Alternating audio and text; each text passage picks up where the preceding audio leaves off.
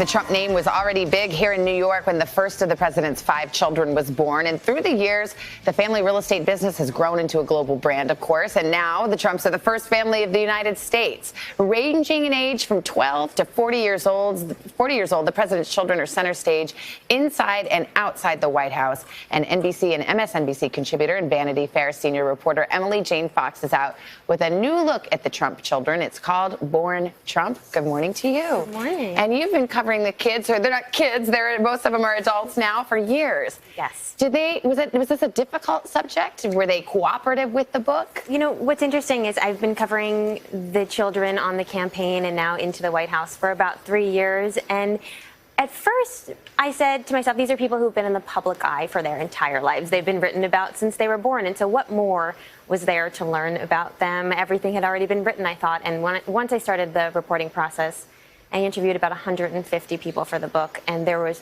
so much more to learn about them. What is your overarching takeaway about how the children were raised and you know, what their childhood was like? In some ways, their childhood was, most ways, it was incredibly privileged. These are children who went to the best schools, who had 2 nannies living with them, a healthy sibling relationship, were given every opportunity to succeed in life. But in other ways, their childhood was quite different. Their parents got divorced at a very young age, and one of the most public divorces in history. They were chased to school by paparazzi asking them questions about the sordid details of their father's affair. And so it was both a very privileged and very tricky childhood. Absolutely. I mean, the 3 older children were just at that key age, like 8, 10, 12, when all of this was unfolding.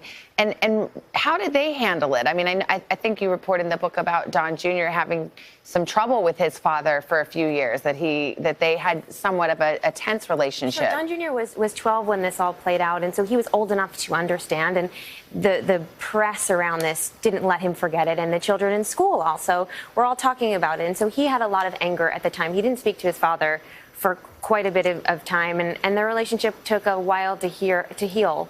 His relationship with Ivanka was interesting. She was concerned that perhaps she would be replaced, that she asked her mother, am I still going to be a Trump? Is that still going to be my last name? So she would call her father more often. She would go visit him at his office more often. And so it was an interesting dynamic, and Eric was very young when it all happened. The press was so scrutinizing of their every move that Yvonne actually moved them down to Palm Beach for 3 months in order to get them out of the public eye. And what do we learn about Donald Trump as a father? I mean, it certainly is, by all appearances, he's very close to his children. They seem to idolize him. So his adult children, in any event, seem to have a really good relationship with him. Was he a hands-on father? What kind of father was he? I would not call him hands-on. This was someone who was very self-focused, and someone who was still very self-focused, and his children learned to work around this. But they had 2 full-time nannies who filled a lion's share of the traditional parenting work. Ivana's parents were also very involved.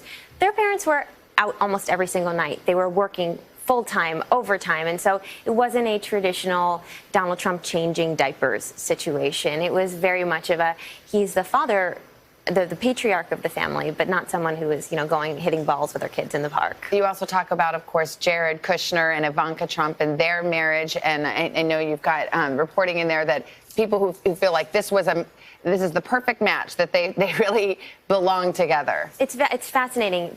They are 2 souls who are destined to be together.